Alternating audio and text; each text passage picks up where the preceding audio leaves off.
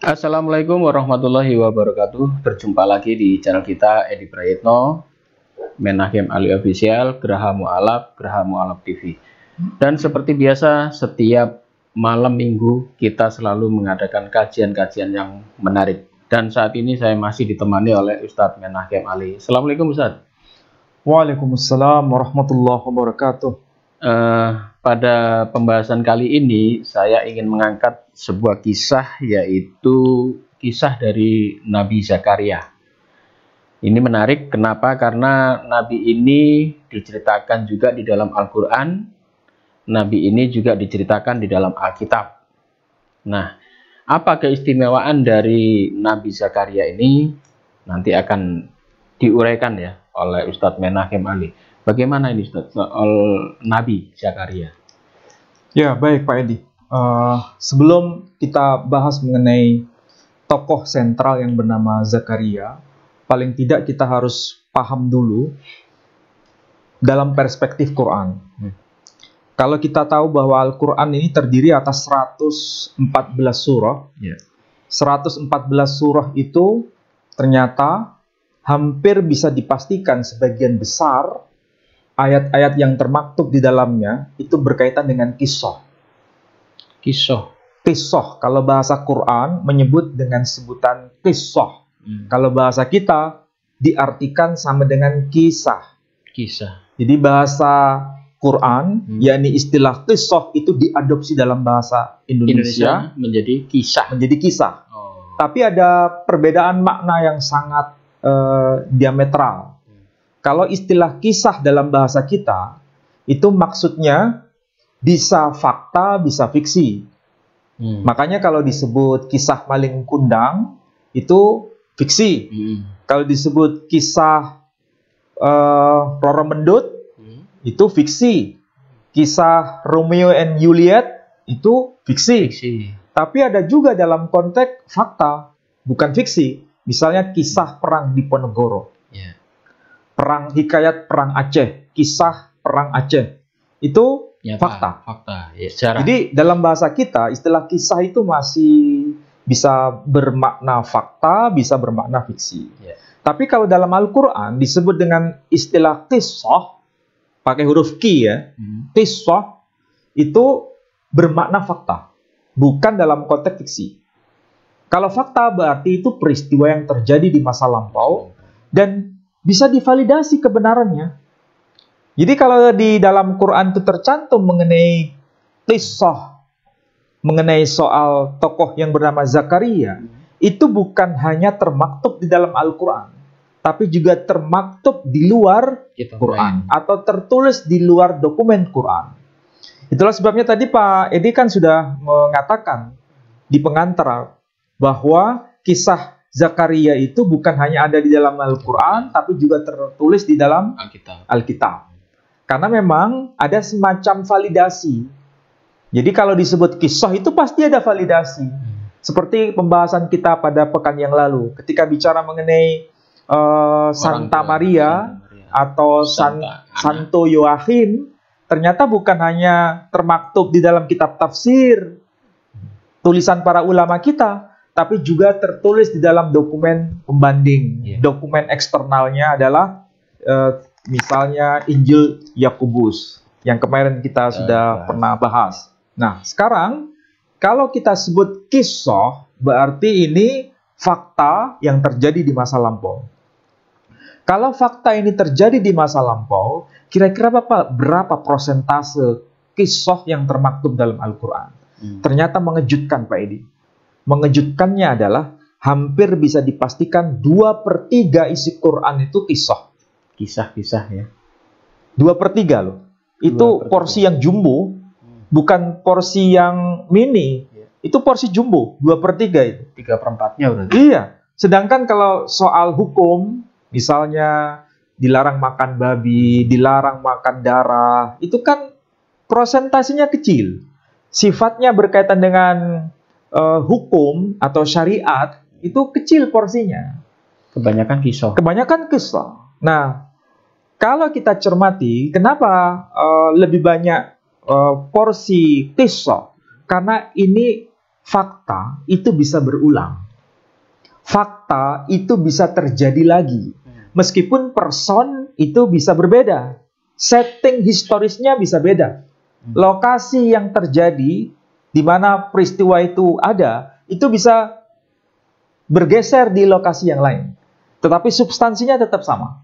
Nah, kita alhamdulillah ya sekarang punya Al-Quran terjemahan bahasa Yunani. Ini Quran terjemahan bahasa Yunani, baik. Jadi kita punya Quran yang aslinya dalam bahasa Arab, tapi sudah diterjemahkan dalam bahasa Yunani.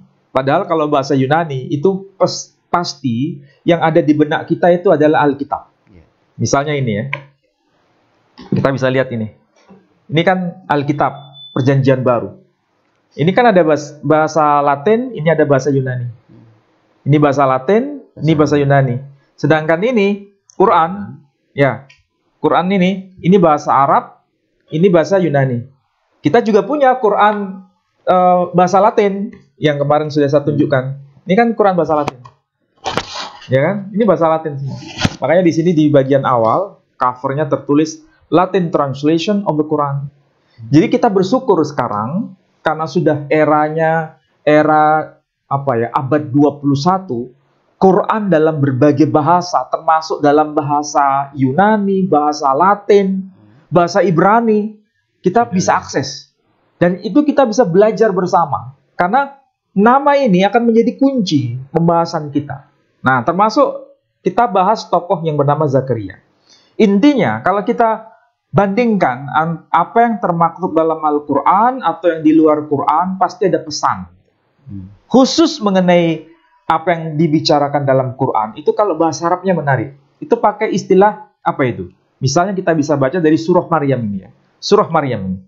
Surah Maryam itu, kalau secara harfiah nama Maryam itu apa?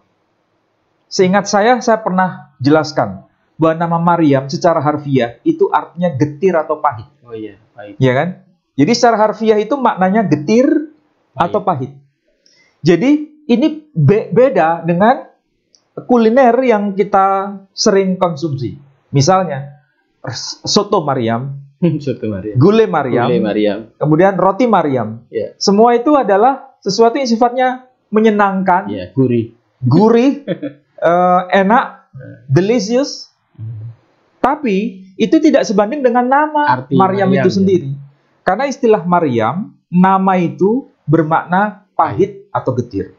Nah, kita pasti bertanya, ini surah Maryam, itu kan logikanya di bagian awal itu kisahnya seharusnya kisah Maryam. Karena nama surahnya Maryam.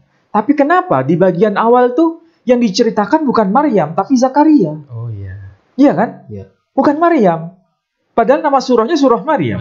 Tapi kenapa kisah mengenai Maryam tidak diletakkan di bagian awal, tapi justru diletakkan di bagian akhir? Setelah kisah Zakaria. Kenapa bisa begitu? Ini kalau kita tidak cerdas memahami maksud dari informasi Quran, pasti kita salah menafsirkan dan salah memaknai. Seakan-akan itu ada semacam superioritas laki-laki dibanding perempuan. Karena letak posisi Zakaria di bagian awal, berarti laki-laki itu lebih utama. Sedangkan Maryam diletakkan di bagian kedua, karena memang posisi perempuan itu dimarginalkan. Ini kesalahan cara memahami teks. Ini tidak bisa dibenarkan. Makanya perlu dikaji. Nah, sekarang, kalau kita runut pengkajian berdasarkan teks Quran sendiri, kenapa dimulai dari kisah Zakaria? Ternyata, ini settingnya, itu kan bukan berbicara kepada bangsa Arab. Ini settingnya berbicara dalam konteks Bani Israel. Bani Israel itu adalah bangsa yang punya pengalaman sejarah. Dan Zakaria adalah bagian dari sejarah bangsa Israel. Oke? Bangsa Israel itu keturunan Yakub. Yakub keturunan Ishak atau Yitzhak. Yitzhak, bahasa Ibraninya, itu keturunan Abraham. Dan nasib yang menimpa Zakaria itu sebetulnya persis seperti yang menimpa nenek moyangnya. Siapa yang dimaksud Abraham? Bukankah dalam Al-Quran juga diceritakan soal itu? Iya. Zakaria itu sudah sangat tua. Belum punya anak. Istrinya juga sudah sangat tua dan mandul lagi. Iya. Oke. Kemudian, sekian lama sampai sangat tua, tidak dikaruniai keturunan. Hal seperti ini persis seperti datuknya dulu. Abraham. Yang sangat tua.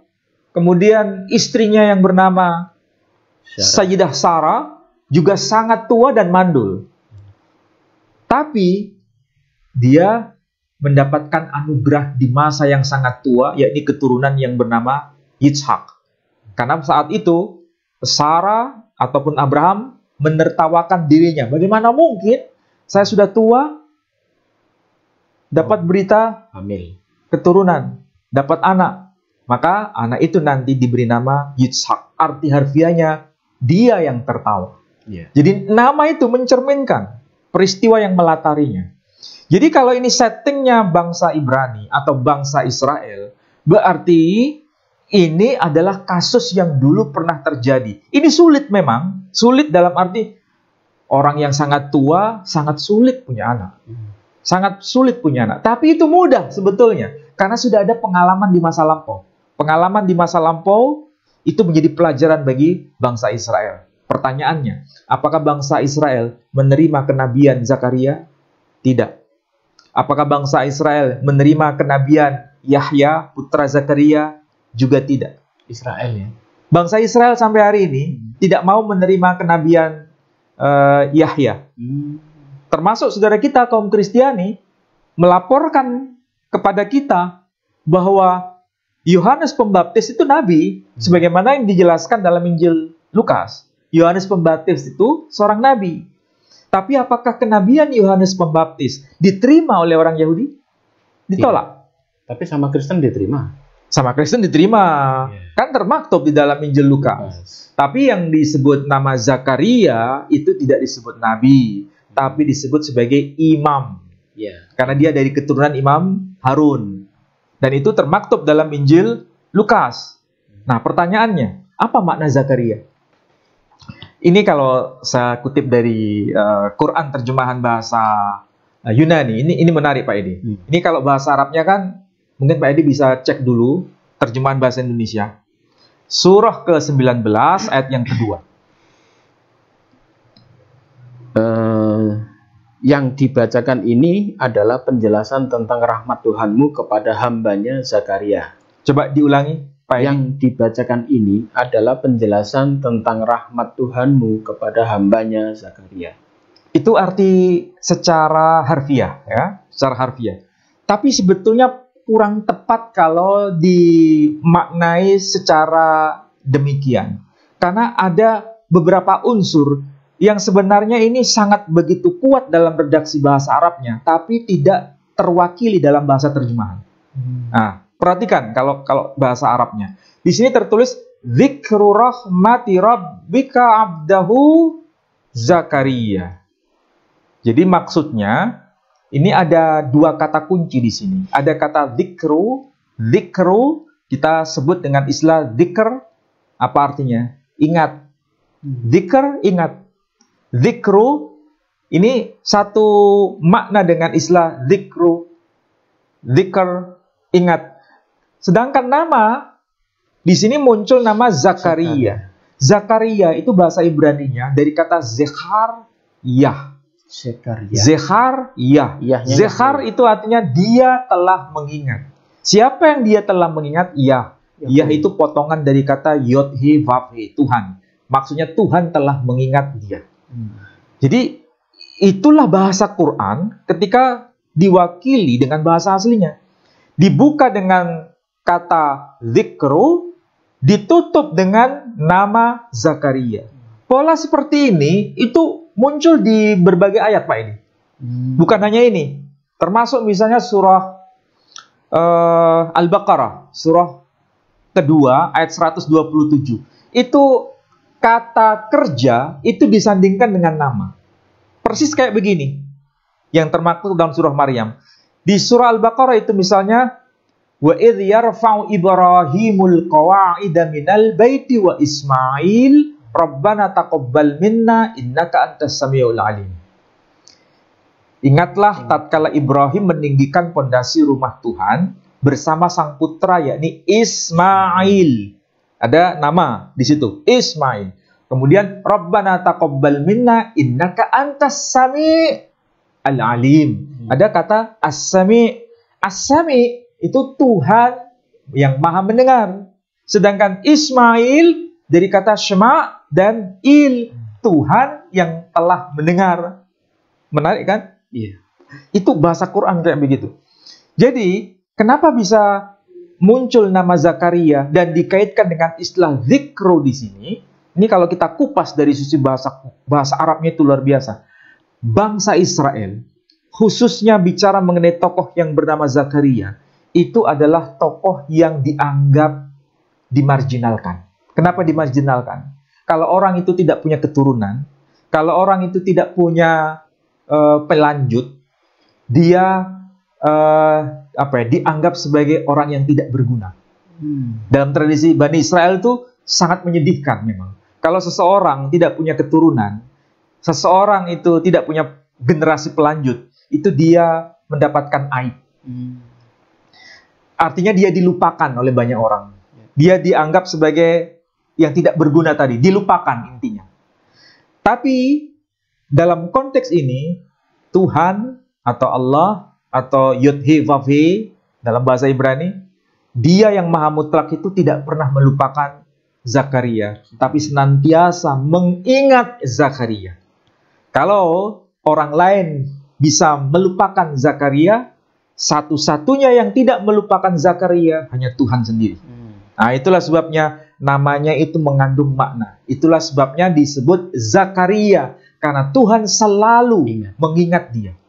Meskipun orang lain melupakannya, menganggap tidak penting, menganggap dilupakan. Dari aspek nama itu, maka Tuhan punya rancangan besar. Apa itu cara Tuhan mengingat Zakaria? Caranya adalah dianugerahi keturunan di masa yang sangat tua. Namanya siapa? Yahya. Dalam bahasa Ibrani disebut Yohanan. Nah, Yahya kalau dari karakter bahasa, Yahya itu artinya apa? Dia hidup. Jadi secara harfiah, sebetulnya itu mengandung makna besar. Maksudnya, kalau Yahya arti harfiahnya dia hidup, berarti benih Zakaria waktu itu sudah mati. Benih dari istrinya waktu itu juga sudah mati. Makanya disebut mandul. Sama seperti ucapan istrinya Abraham. Ketika dia berkata kepada malaikat, dia berkata apa? Ana ajuzu wahada ba'li shaykha. Aku ini sudah sangat tua. Dan suamiku benar-benar sudah sangat tua. Inilah kondisi yang dialami oleh datuknya Zakaria yang bernama Abraham dan juga istrinya. Sekarang menimpa dirinya. Zakaria termasuk juga istri Zakaria yang bernama Elisabeth. Itu bahasa Yunaninya. Sedangkan kalau bahasa Ibrani disebut Eliseva. Jadi Eliseva itu bahasa Ibrani. Bahasa Yunaninya Elisabeth. Kamu di Arabnya nggak keluar ya? Al-Quran. Bahasa Arabnya Elisaba. Jadi mirip dengan bahasa Ibrani kan, Eliseva. Tapi kalau bahasa Yunaninya disebut Elisabeth. Jadi Eli itu Tuhan ya?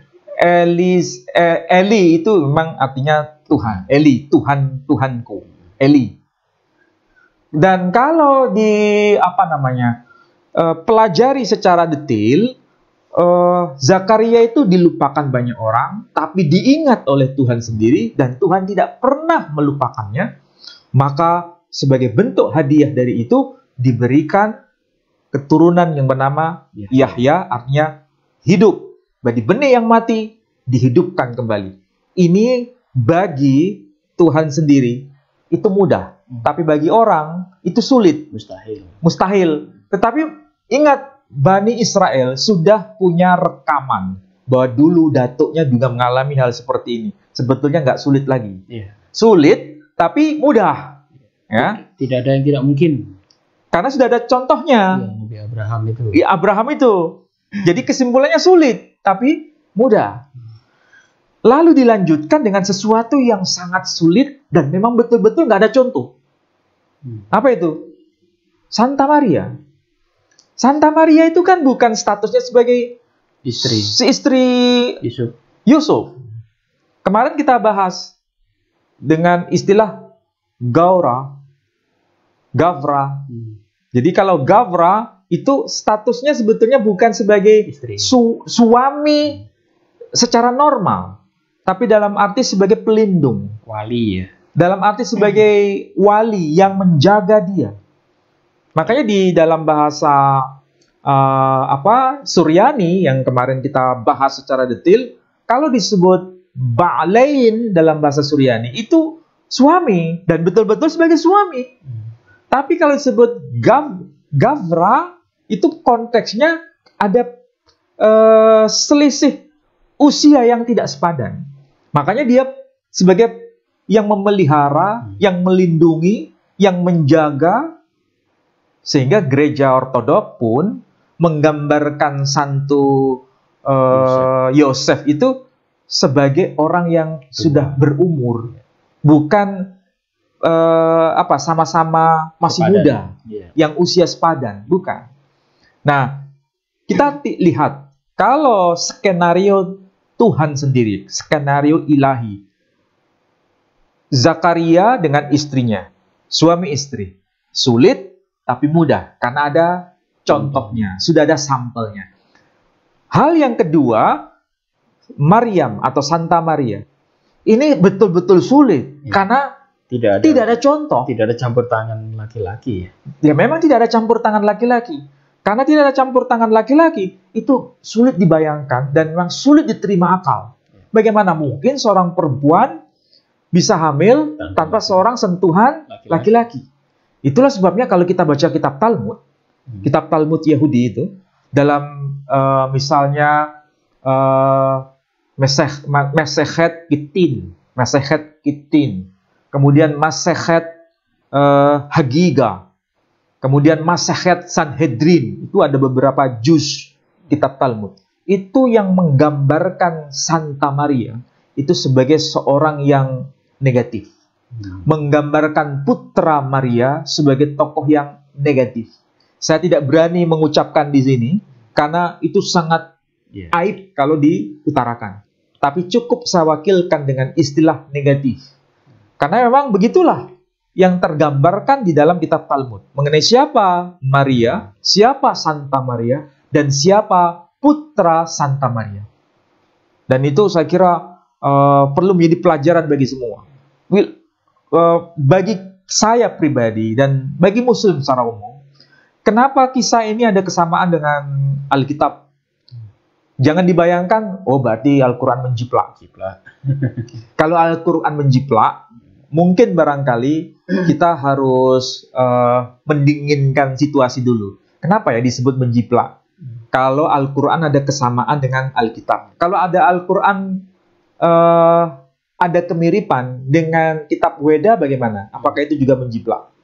Kalau ada Al-Quran ceritanya ada kemiripan dengan kitab Dhammapada, apakah berarti Al-Quran menjiplak? Padahal Nabi nggak pernah datang ke India, Nabi nggak pernah traveling sampai ke tanah Uttar Pradesh, nggak pernah traveling sampai ke Madhya Pradesh di India, nggak pernah komunikasi dalam bahasa Sanskerta, tapi kenapa ada kesamaan cerita? Misal ambil contoh, kalau di dalam Al-Quran ada ayat bunyinya begini, wa min ayatihi manamukum bil-lail wan nahari wabtigha'ukum min fadlih. Dan dari sebagian tanda-tanda kekuasaan Allah, Dia jadikan malam sebagai istirahat kalian, dan kami jadikan siang hari sebagai sarana mencari rezekinya Tuhan. Itu ayat Quran. Ternyata ayat Quran ini ada kesamaan dengan kitab yang disebut kitab Rig Weda. Di dalam kitab Rig Weda, bahkan dalam kitab Manawat Dharma Sastra, itu ada ayat yang seperti itu, tapi bahasanya bahasa Sanskerta. Teksnya berbunyi, Ratri swapnaya butanam restayai karyama namaha. Ratri swapnaya butanam, kami jadikan malam sebagai istirahat kalian, dan kami jadikan siang hari mencari rezekinya Tuhan. Ada kesamaan kan? Bersama. Apakah berarti Al-Quran menjiplak kitab Manawajar Masastra? Yeah. Nabi nggak pernah traveling ke India. Nabi nggak pernah komunikasi dalam bahasa Sanskrit. Nabi juga nggak pernah baca kitab Bhagavad Gita dalam bahasa Sanskrit. Tapi kenapa ada kesamaan? Karena memang dia tidak menjiplak. Tapi memang ini ada sumber yang sifatnya ilahi. Kalau dalam bahasa agama, wahyu. Yeah. Tapi kenapa ketika ada kesamaan dengan Alkitab, kemudian dituduh itu sebagai menjiplak? Kisah Alkitab juga sama dengan beberapa kisah di Weda juga. Iya. Ramayana juga. Yang tentu saja itu harus kita akui. Ada kesamaan antara Alkitab dengan Weda. Tapi kenapa itu tidak dikatakan sebagai menjiplak? Jadi persoalan menjiplak itu adalah bahasa yang tidak sopan sebetulnya. Itu adalah bahasa yang karena ada unsur sentimen, tendensius, ada unsur sentimen. Padahal kitab suci antara satu dengan yang lain ada koneksitas tuh nggak ada masalah. Karena sumbernya satu. Karena sumbernya itu dari sumber yang satu, hanya dalam bahasa yang berbeda. Dan itu melintas batas tradisi, melintas batas agama, melintas batas bahasa, melintas batas kultural.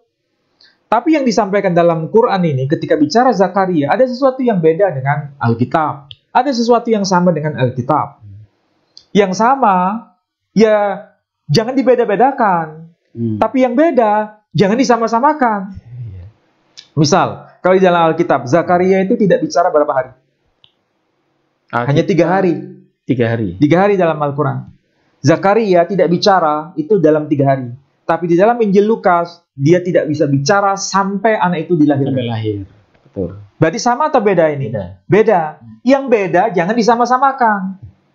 Kenapa bisa beda? Ya tentu saja pasti ada alasannya. Ini adalah aspek penelusuran data. Dan itu tidak mudah. Ya. Tapi sekaligus kita bisa lihat mengenai Zakaria itu hubungannya dengan Maryam.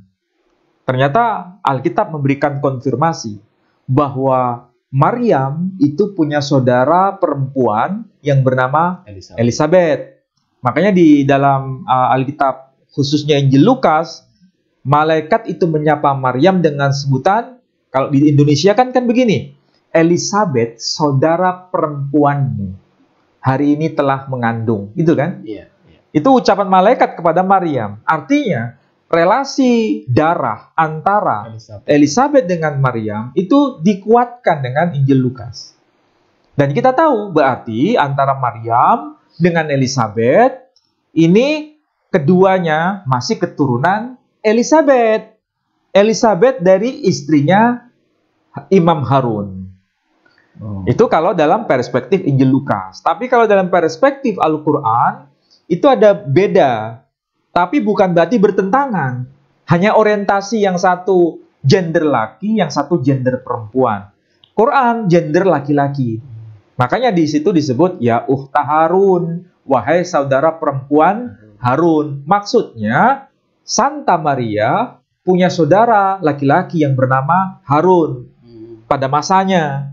Sekaligus Harun, saudara dari Santa Maria, itu kedua-duanya adalah keturunan Imam Harun di zaman Nabi Musa. Di zaman Nabi Musa, yang beliau sendiri punya istri namanya Elizabeth. Berarti ada Elizabeth, ada Harun di masa Nabi Musa. Ya. Ada Elizabeth dan Harun di masa Bunda Maria. Ya, berarti ada Elizabeth, ada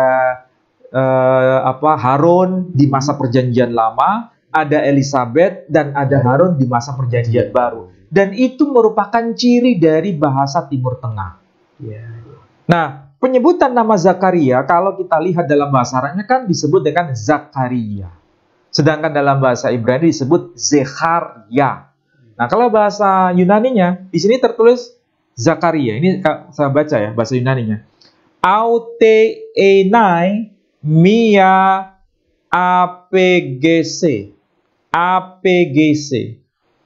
Tes pilan Philanthropias. Philanthropias itu artinya merujuk pada bahasa Arabnya itu abdahu, hambanya. Sedangkan APGC itu adalah rahmah kalau bahasa Arabnya. Makanya ada agape, itu juga kasih sayang, kasih, kan? Ya. Dan di sini tertulis kata To Zakaria, merujuk pada nama tokoh yang bernama Zakaria. Itu kalau kita lihat dalam versi bahasa Yunaninya. Kalau bahasa Latinnya itu ya ada kemiripan. Bahasa Latinnya, Pak Edi pernah lihat yang bahasa Latin kayak apa? Belum pernah ya? Nah, saya bukakan saja dulu. Ini surah yang ke berapa Pak Edi? 19 ya? 19. Bentar. Di surah yang ke-19 itu, nama sang tokoh perempuannya itu tidak ditulis dengan nama Maryam, tapi ditulis dengan nama Maria. Betul kan? Di sini tertulis De Maria. Berarti nama Maria. Ketika menyebut nama Zakaria, coba di sini tertulis apa? Di sini tertulis Memoria Misericordiae Domini tui siro so Zakariae. Jadi memoria, kita menyebut memoriae itu bahasa Latin. Bahasa Inggrisnya memory. Bahasa Arabnya menjadi ingat. Jadi memori itu kan ingatan. Nah, bahasa Arabnya dzikru, ingat. Bahasa Latinnya menjadi memoria. Sedangkan nama tokoh laki-laki disebut Zakariae. Ini berarti versi bahasa Latinnya. Jadi kalau kita menggunakan pendekatan bahasa, itu memperkaya perspektif kita. Kesimpulannya sederhana Pak Edi. Kenapa harus Zakaria dulu, baru kemudian Maryam? Karena tingkat kesulitannya itu lebih tinggi Maria. Artinya apa? Pelajaran apa yang kita bisa dapat? Pelajarannya adalah Tuhan ketika menyampaikan sesuatu, itu dari yang sederhana menuju yang lebih sulit. Bukan sebaliknya. Dari yang sulit baru kemudian yang lebih sederhana. Ini kebalik. Kalau Quran nggak terbalik. Dari kisah Zakaria dulu yang lebih mudah, baru kemudian kisah Maria. Begitulah cara Allah berkomunikasi dengan kita. Ada nggak kitab suci yang model kayak Quran begini? Cara menyampaikan sesuatu. Berarti cara Tuhan pun menguji Bani Israel, cara Tuhan menguji bangsa Israel, itu bertahap. Dihadirkan dulu tokoh yang bernama Zakaria. Kira-kira bangsa Israel mau nggak untuk percaya dengan persoalan itu? Ternyata mereka juga tidak mau beriman. Bahkan Zakaria juga tidak percaya istrinya hamil. Makanya sampai tidak bisa berbicara kan waktu itu ya. Ya, artinya kisah itu sebetulnya jadi pelajaran bagi bangsa Israel untuk bisa berpikir kalau itu terjadi, dan memang terjadi, tapi faktanya kan ini pernah ada sampel dulunya. Abraham. Kenapa bangsa Israel sulit untuk menerima fakta itu? Padahal sudah ada sampelnya. Artinya itu memang betul, sulit, tapi mudah karena ada sampelnya. Tapi faktanya Zakaria dipenggal lehernya. Zakaria sama?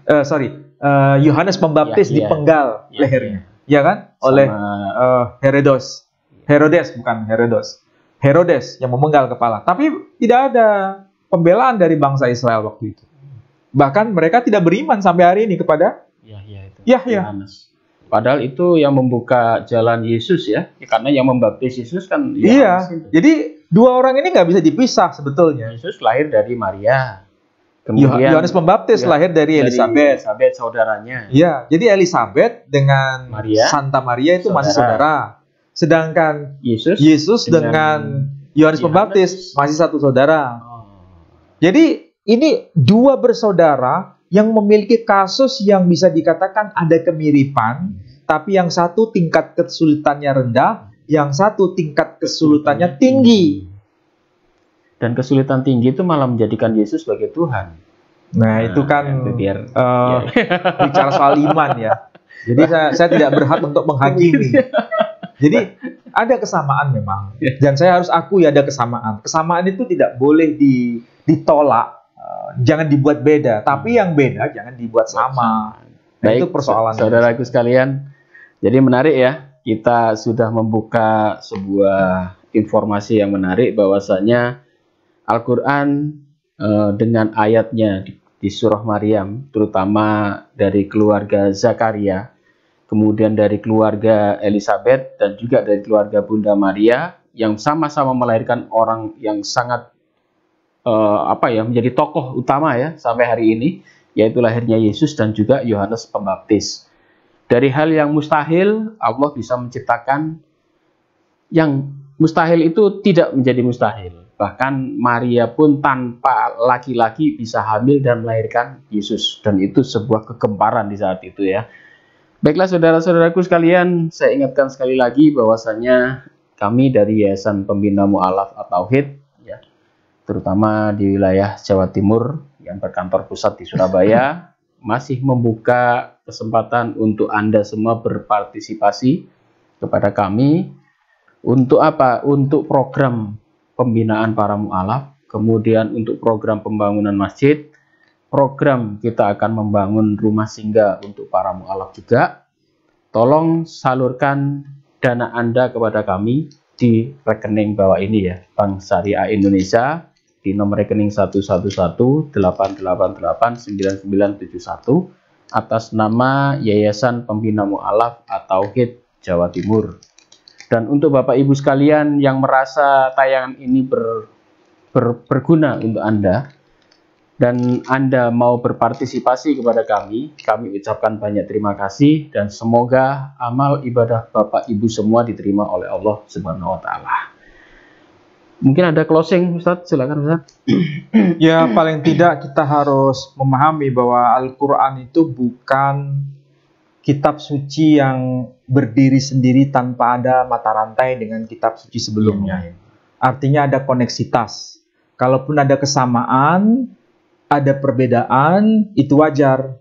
Karena ketika Quran diturunkan, itu untuk menvalidasi kebenaran informasi sebelumnya, dan sekaligus mengoreksi dari informasi sebelumnya. Itu fungsi Quran. Yang kedua, kisah yang termaktub di dalam surah Maryam itu memang ada dua tokoh sebenarnya yang sedang diekspos di bagian awal. Tokoh Zakaria dan tokoh Maryam. Tapi kedua-duanya itu memiliki kasus yang sama, tapi dalam skup yang berbeda. Sama-sama mustahil bagi pikiran manusia, tetapi di situ ada kata kunci yang menyebabkan orang itu merenung. Ternyata nama itu mengandung makna dan peristiwa. Makanya disebut Zakaria, dzikru rahmah. Ingatlah rahmat. Rahmat siapa? Rahmat Tuhan atas hambanya. Siapa yang hambanya ini yang dimaksud? Zakaria. Jadi ungkapan kata dzikru diawali dengan kata kunci itu, diakhiri dengan kata Zakaria. Itu menandakan ada peristiwa yang melatari. Nah, ini yang harus dikaji dari sisi bahasa Arabnya. Dan saya kira itu harus dimulai dari seorang muslim sendiri. Iya. Baiklah saudara-saudara sekalian, demikian ya kajian pada malam hari ini. Semoga ini ada manfaat dan bisa menambah ilmu pengetahuan Bapak Ibu semua. Saya kira kajian-kajian semacam ini sulit Anda dapatkan ya. Tetapi insya Allah kami akan selalu membahas secara detail apa yang tidak Anda peroleh di tempat lain. Selalu pantengin channel-channel kami, dan jangan lupa Anda dukung perjuangan kami. Demikian, mohon maaf jika ada salah kata. Wabillahi taufiq wal hidayah. Wassalamualaikum warahmatullahi wabarakatuh. Waalaikumsalam warahmatullahi wabarakatuh.